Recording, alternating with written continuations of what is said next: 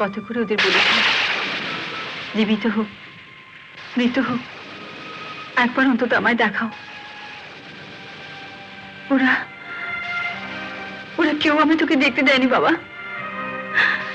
যদি জানতে পারতাম ঘুণাক্ষরে যে তুই বেঁচে আছিস, কেউ পারতো তোকে আমার বুক থেকে কেড়ে নিতে।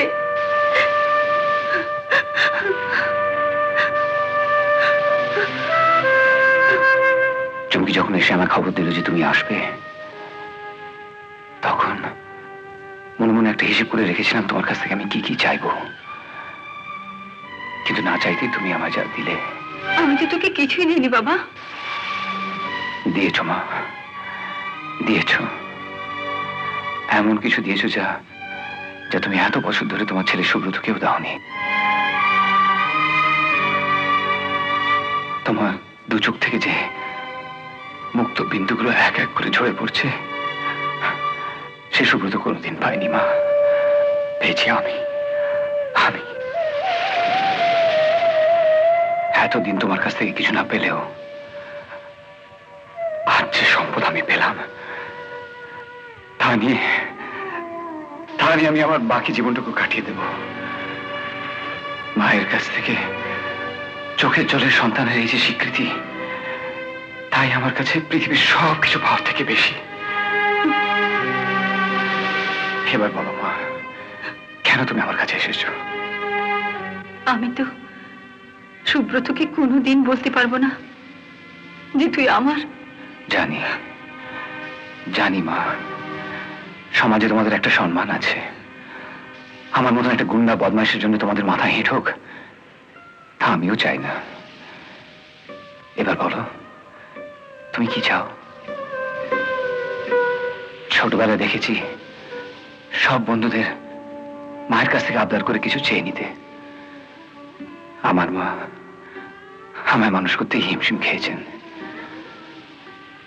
তার কাছ থেকে কিছু চাইবার সুযোগ আমি কোনোদিন পাইনি। পালিতা মায়ের কাছে কিছু চাইবার সুযোগ না পেলেও আজ আমি আমার সত্যিকারের মাকে কিছু দেবার সুযোগ পেয়েছি। বলো মা, ওই হাজার মুক্ত বিন্দুর বিনিময়ে তুমি কি চাও?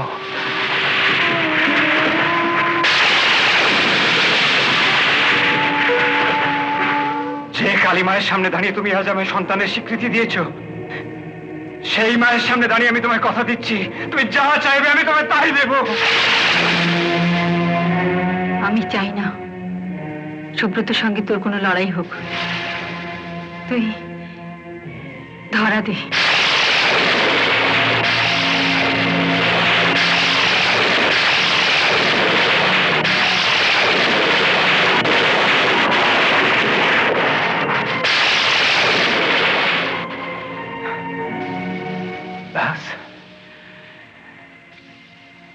কিন্তু পুলিশের হাতে যদি আমি ধরা দিই, পুলিশ মহলে তোমার ছেলের মান বাড়বে না মা।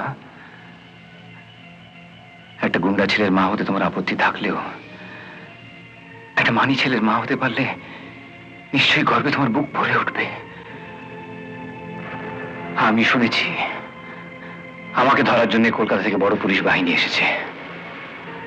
পুলিশ বাহিনী যত বড় হবে, তোমার ছেলের নামটাও কাগজে তত ছোট করে ছাপা হবে। তুমি ওকে গিয়ে বলো